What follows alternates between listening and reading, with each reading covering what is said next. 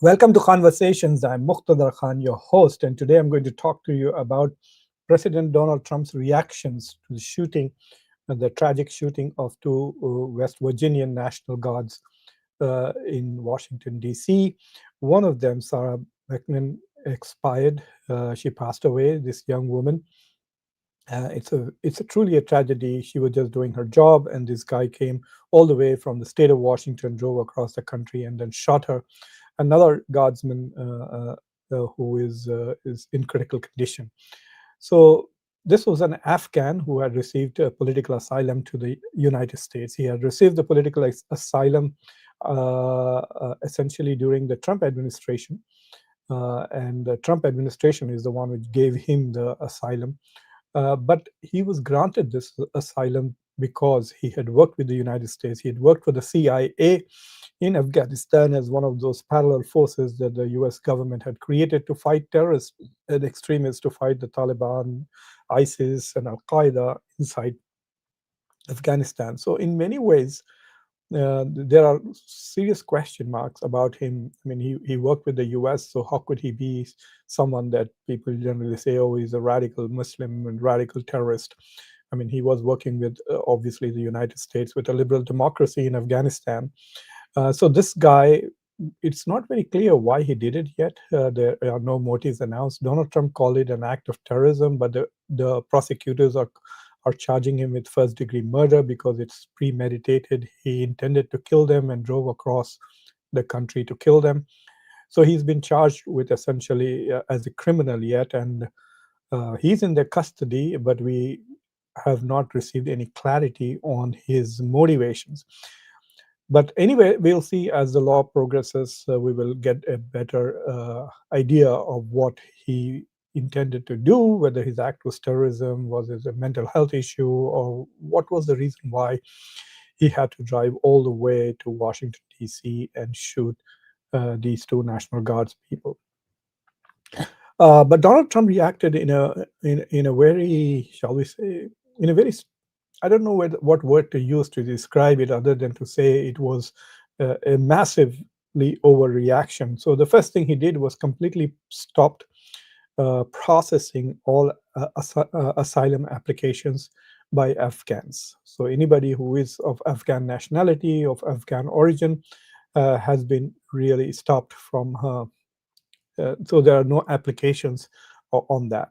And then he decided to announce. So this is his first announcement. Really, was Trump says U.S. permanently pause migration from all third world countries after DC shooting. This is incredible. You know, he says that from all third world countries, and of course he exempts India as well as Pakistan. Uh, Actually, not from this. He does not exempt India. He had another announcement. Let me share that with you. He says, has all asylum decisions after National Guard shooting. And then he made another announcement where he said that people who have green cards from 19 countries, countries of concern, their green card applications will be thoroughly reviewed once again. So basically saying that if there are people who are anti-America, whose culture and values do not fit into a Western civilization, will essentially be, I guess, cancelled. I don't know what they're going to do, but they have announced a review of over a quarter million green card applications by people from 19 countries of concern. Most of them are from Africa and countries from where travel has already been banned in the past by Donald Trump. But he has exempted India as well as Pakistan from this particular evaluation of green cards. But this particular announcement is the announcement that I want to talk about today. And I find that quite interesting and perplexing. Trump says US to permanently pause migration from all third world countries. So the steps that he wants to take is that he wants to stop migration from third world countries. He wants to check all people all over again. He wants to denaturalize people. He wants to deport people, etc. Well, I really don't understand what it is. Donald Trump got elected on two platforms. One was to make America great, to make America's economy successful, to fight inflation that he keeps calling as a Biden inflation, etc. It's nearly a year since he was elected in office. He has already put in about 10 months. The inflation is not going down. People are unhappy. The unemployment has actually increased. So as far as the economy is concerned, most Americans, nearly 70% of Americans, are unhappy with it. And then there is also the risk that health insurances will be lost. Insurances are up, car insurances, health insurances. The amount of car insurance payments that I make, I used to buy cars in that much money. Now I pay that much money in insurance. I'm paying about $4,000 in car insurance per year. And I remember buying a very decent Camry when I was grad student for $4,000. So so yes, there is the cost of living has really gone up. This whole slogan on which Mamdani won the mayorship of New York on affordability. Americans are feeling that life in America is unaffordable, and Donald Trump's presidency has achieved nothing. On top of that, his tariffs regime, which he thinks is going to create billions and billions of dollars of wealth, he has said that he's going to eliminate income tax for everybody. And then on top of that, we're going to get $2,000 for each of the citizens because he has collected so much of tariffs. All of that is talk. We have not seen any of those checks.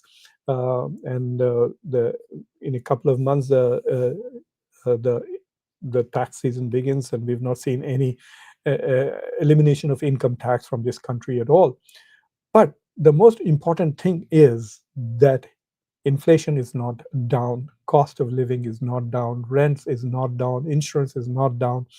The mortgage prices are so phenomenally high that young people just cannot even think of buying their houses. My daughter lives in New York, and so I was taking a walk with her in her neighborhood. We were walking to a restaurant, and we saw some nice little houses. And I said, her rent is more than my mortgage.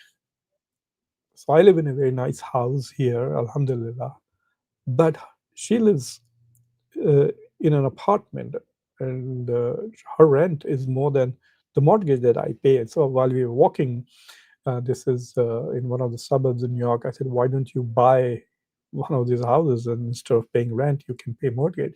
And she says, Abad, do you know how much these things cost? These things cost millions of dollars. And I was stunned that places that look smaller than my house cost millions of dollars, and the interest rates are about 6 to 7%. So for young people, even if they have good jobs and are getting paid well, cannot afford to buy a house. So basically what has happened is cost of living in America has gone through the roof, and Donald Trump has done really nothing. So his platform of making America economically prosperous, to make America rich, to make life affordable, all of those promises he has failed across the board. In fact, Newt Gingrich just wrote an article on Fox News saying that the Republican Party will potentially be basically will be just devastated in the coming election if they don't fix the economy. So far, when Trump's allies and partners and his members, when they come on the stage to talk about it, they keep blaming Biden. Even for this particular shooter, they try to blame Biden, even though his asylum, he received asylum, was under the Trump administration. So I don't know how long Donald Trump is going to just keep passing the buck and saying, oh, it's because of the Biden administration that the economy is not doing well, even though he has made so many decisions which deal directly with the economy. And because his economic agenda is failing, he's focusing on foreign policy and on hate policy. And he's targeting immigrants and foreigners, most vulnerable communities, targeting obviously Muslims, but everybody else. And so this whole talk of his reaction to this shooting, look, thousands and thousands of Afghans worked for the United States. They worked with the US and became US allies and fought with the US against the Taliban. The US, under Donald Trump, made a deal with the Taliban, and the US withdrew. And these people who were stupid and foolish enough to partner with the US, they should read the history, what happened to the Iraqis. The Americans abandoned the Iraqis who collaborated with the US and supported the US in the first Gulf War. So anyway, these Afghans worked with the United States, and now we have simply abandoned them. This is going to be a huge national security challenge in future if the United States needs people to support them. And then we'll say, okay, we want you to take risks with your lives, and we want you to risk your family, fight with us for our cause, and then we will abandon you one fine day and walk away. Now these Afghans can't live in Afghanistan under the Taliban government. So there are thousands of Afghans here who are contributing to the economy, doing well. They are investing, and all of them are now going to suffer because of this one person, and we don't even know why he did it. The other thing is targeting. Like, for example, Donald Trump said he's going to see. The problem is that these reactions are just to make his supporters happy, a MAGA crowd. They seem to become happy when the Trump administration does something cruel and horrible to foreigners. That's it. They seem to be happy with him. Okay, we are unhappy, the food is expensive, the price of things are not going down, but at least he's screwing foreigners. So that makes them apparently happy. That's what he thinks. So he says, oh, I'm going to stop all migration from third world. He said, oh, I'm going to stop H1B. We're going to impose $100,000 fee on H1B visa. Then he backtracks.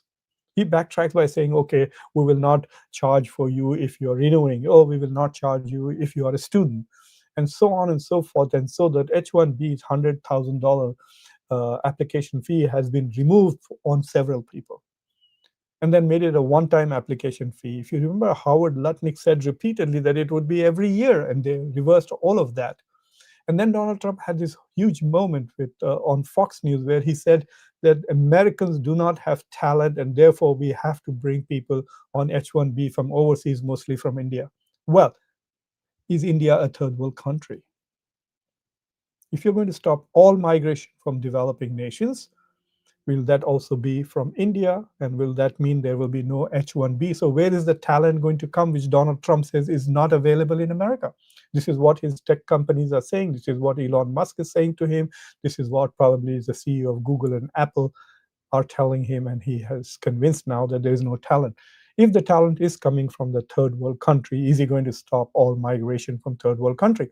So I don't know why he would make a statement like that. He thinks that his supporters and his followers are stupid, dumb people who would be so thrilled with him because A, he's not going to act on it, B, he's going to reverse it. The third thing, if you remember, he went after international students and said, oh, why are we recruiting international students? Went after Harvard for having so many international students.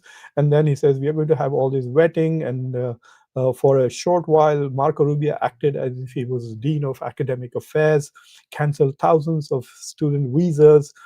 They put all kinds of restrictions, said, we are going to look at uh, uh, your social media, and depending on how you basically, whether you're critical of Israel or not, if you're critical of Israel, we're not going to give you a student visa.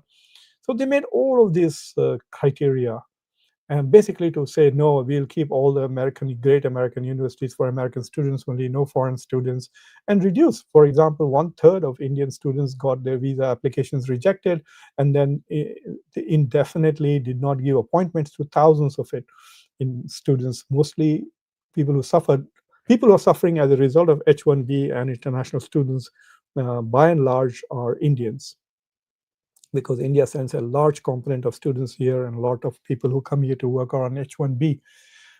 But then Donald Trump comes back and says that he is going to bring in 600,000 international students from China.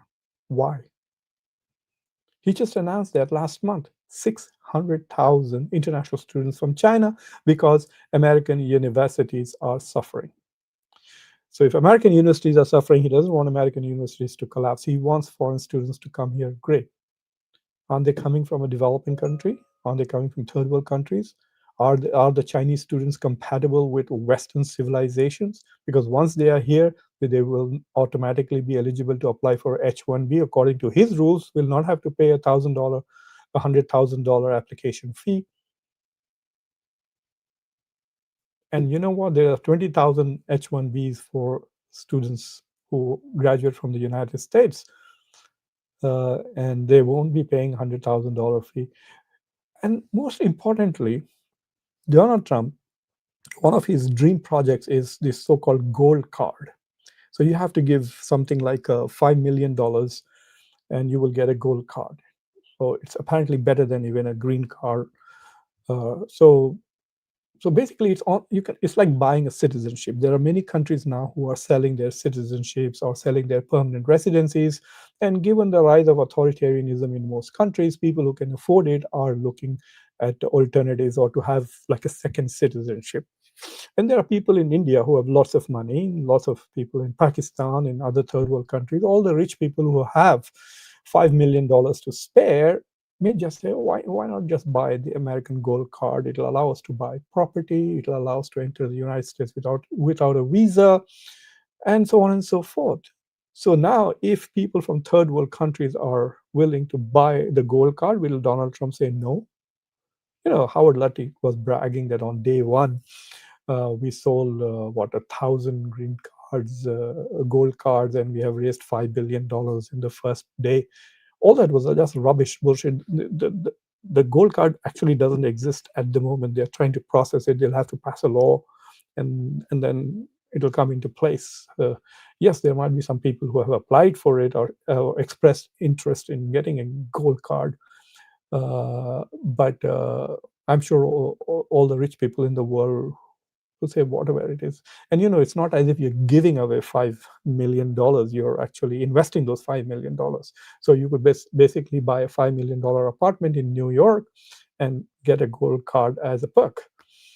So it's not as if you're giving it away.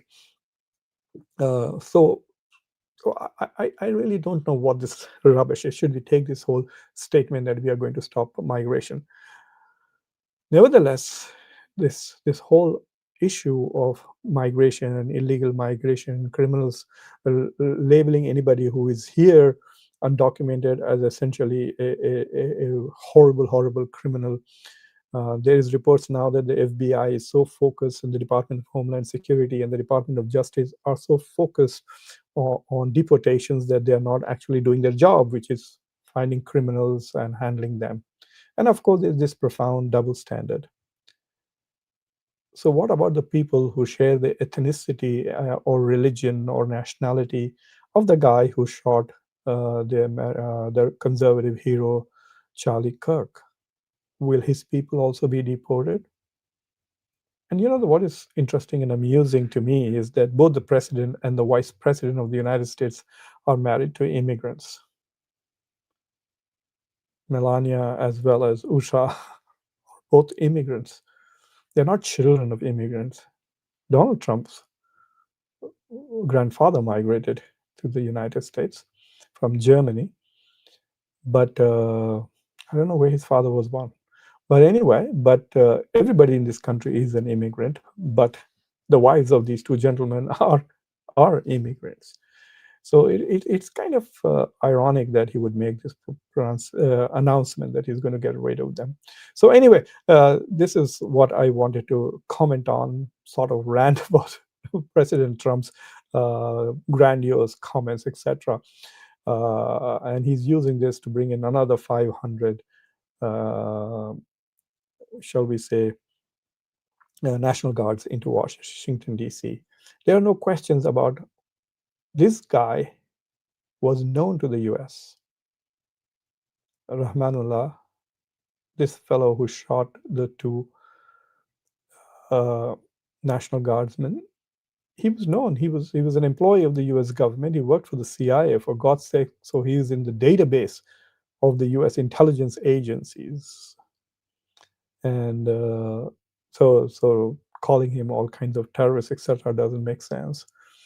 Uh, Maybe we should ban the CIA because they brought a terrorist to the United States. Anyway, so that's all I wanted to share. Thank you for watching Conversations. If you have not subscribed to the channel, please subscribe to the channel, like this video, press the bell icon, and don't forget to share this with your socio-political network.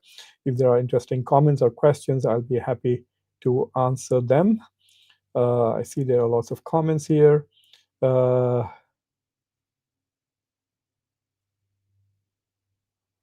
Sunny Singh, well, he used the word, so it's up to you to decide. whether he's going to include India or not. It is very clearly India is not in the list of concerned countries, but neither is. India's per capita GDP is $2,800. It qualifies as lower middle income economy. So clearly, it's a developing country. Maybe you can't call it third world, but that's what he means.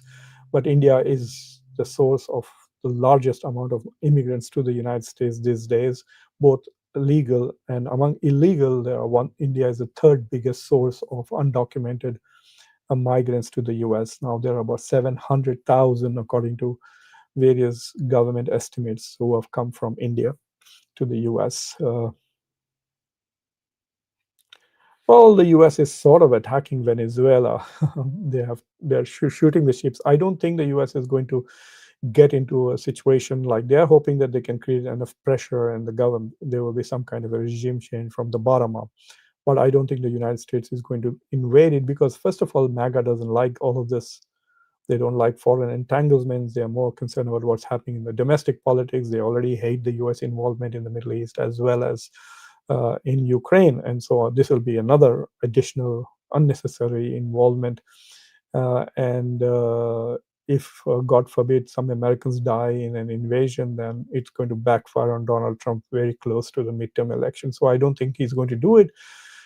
Plus, it will also undermine his claim to, I'm a president of peace. I won the Nobel Prize. I mean, I've never seen anyone demand an award like him. Yes, Sunny Singh. This is exactly the point. He wants to distract from the failures, the economic failures of his administration. Yeah, and Argentina is another. I mean, it's a very nice place. I spent 2 weeks in Argentina teaching as a chair of American foreign policy at a very nice university in Buenos Aires. But it's a failed economy, and the US is trying to resuscitate it only because the president is like Donald Trump, President Milei of Argentina, hardcore Zionist. That's why we're giving away $20 billion because he says he supports Israel. But this guy, Argentina, you must remember, reduced the prices of soya beans and started selling them to China and hurt American farmers. Yet the US is trying to save him. Mm.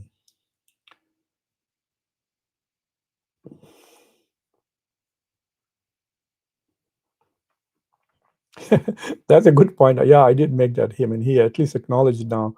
It really upset MAGA, and I mean, I saw that interview where he said it, and I could see the host.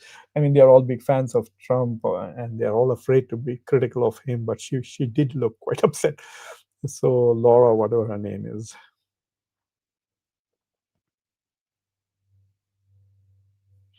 I think once the deal is made with India, Donald Trump will probably start saying all nice things about Modi and Indian economy. And I heard that there is some partnership going on between Trump's family and the Ambanis too. So we'll see what happens.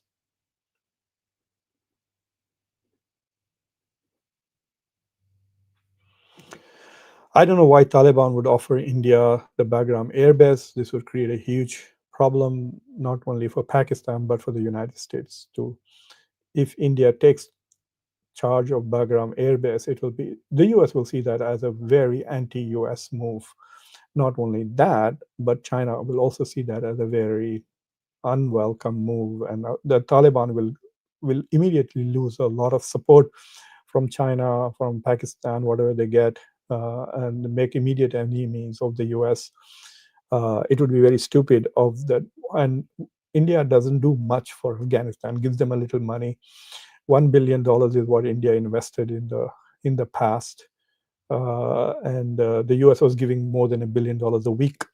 So I don't know what it'll give India, obviously, a strategic advantage to be able to attack Pakistan from that side of it. But would Afghanistan want to be part of that? Plus, on top of that, if Pakistan attacks Afghanistan, will India then start fighting because it has a base there to defend? So it creates lots of geopolitical questions. I don't think it is going to happen. But you can't say the world is so crazy these days. Uh,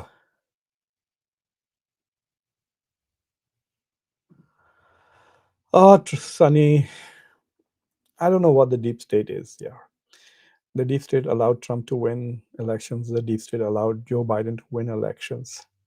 If the deep state is so powerful, then why can't it achieve lots of other things?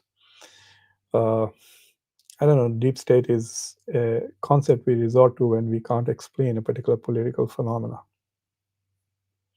Yeah, this is a shameless. This administration is very corrupt. I mean, his family is making a lot of money with some of his foreign policy. I mean, Pakistan is a very good example, and the cryptocurrency deal between his family and the Pakistanis is quite clear what's happening there. Hi, Biden damaged the US these past 4 years. Trump only has been in office only 10 months. What do you people expect? Magic? We did not abandon these foreigners. Just don't come here. Must most get on well. We did not abandon these foreigners. We abandoned millions of them there. Yes, Biden was there for 4 years, but this deal was, with Afghanistan was made by Donald Trump. Biden didn't execute the withdrawal well. That's all. But the agreement was with the Taliban was made with Donald Trump.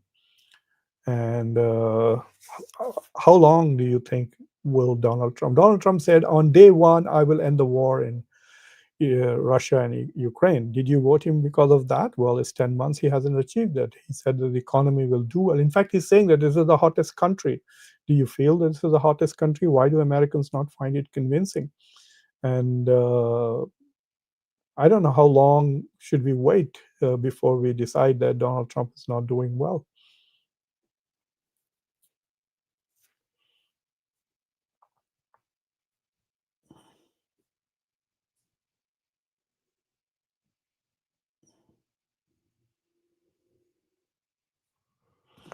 That's a very good question, Hanley. Why not stay in your country? Most of these countries have been invaded by the United States. Why did you go to Afghanistan? Why didn't you stay in your own country? We went and invaded all these countries. We colonized all of these countries.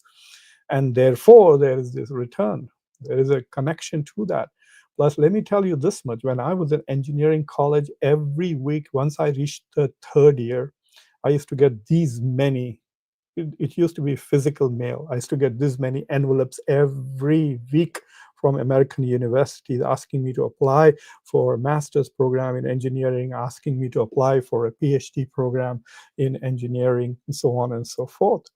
So don't assume that everybody here came just like that. The US created the H1-B visa to bring talent from the rest of the world. Didn't Donald Trump say that there is no talent in America, so we are getting people from outside? They're not coming here just like that. You're going and literally inviting them and giving them a lot of money to come over here. So this whole idea that, oh, why are they coming here? Uh, it's not a logical argument. The United States is also going there and making these pitches all the time. When I travel as a professor at my university, I'm always looking for talent. Whenever I see smart students, etc., I invite them to apply for PhD programs here because we want talented people to come here. So I don't know what this attitude is. Shut down. Don't have visas. Don't have embassies in other countries. Why are we giving billions of dollars to other countries? Why are we protecting all of Europe? Why do we have NATO? Why do we have dual citizenship? You think those third world countries made America get dual citizenship policy? No, India doesn't have a dual citizenship policy, but the Americans have. Who passed these laws?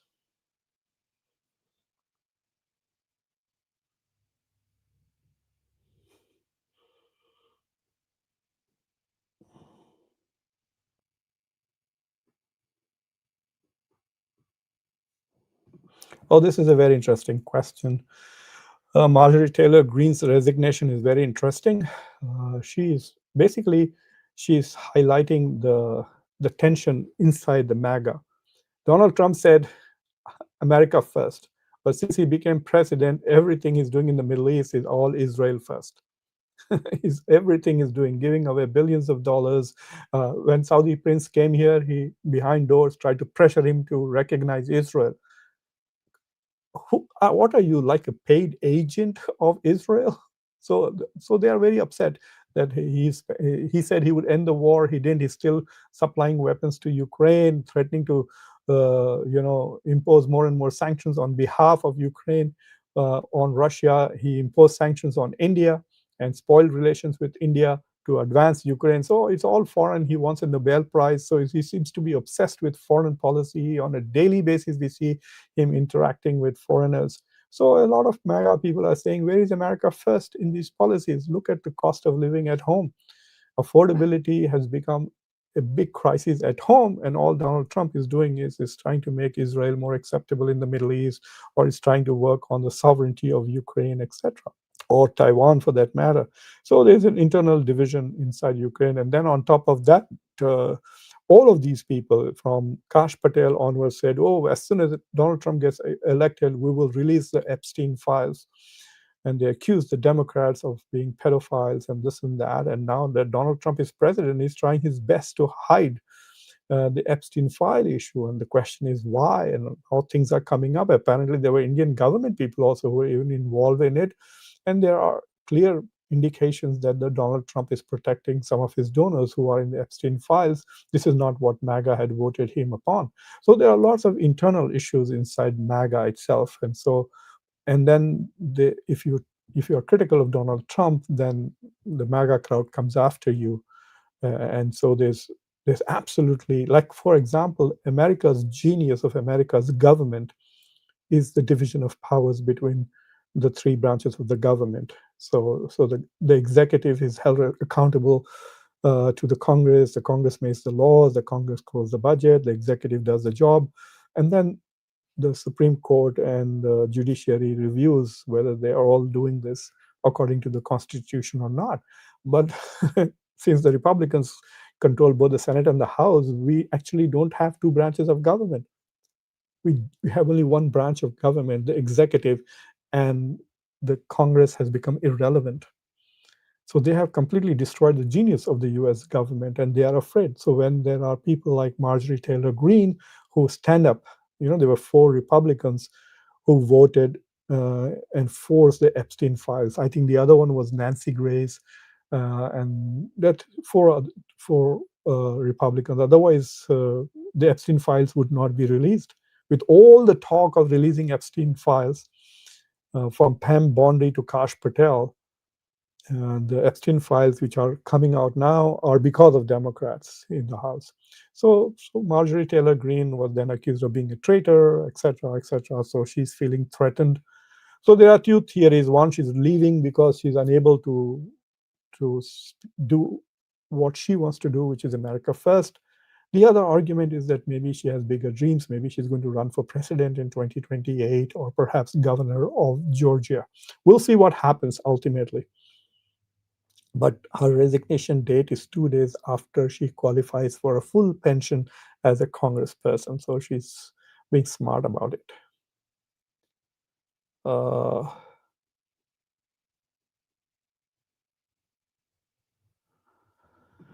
India has already done that. Go and read my article in the Diplomat about how India has preemptively bent the knee. So when Narendra Modi came to the United States in February, he had already reduced tariffs on many goods. India has now stopped buying Russian oil. India is now also going to buy some soya meal, not soya beans, but soya meal. And so, yes, India has already bent the knee to Donald Trump in many ways. Anyway, thank you for watching Conversations, and please subscribe to the channel, like this video, share this with your social political network. Until next time, I'm your host Muqtadar Khan, and my next video will be on Putin's visit to India, and I also have something to say about what's happening in Ukraine. So please stay tuned. So what's coming next? I did publish an article yesterday in Frontline magazine, based on my visit and my tour of East Asia. I went to Hong Kong, Shenzhen, Beijing, and Seoul. So please read that article. You can read it on the posts on the YouTube channel. If you're watching this on LinkedIn, I have already applied a link to that. So thank you for watching. Until next time, I'm your host Muqtadar Khan. Take care.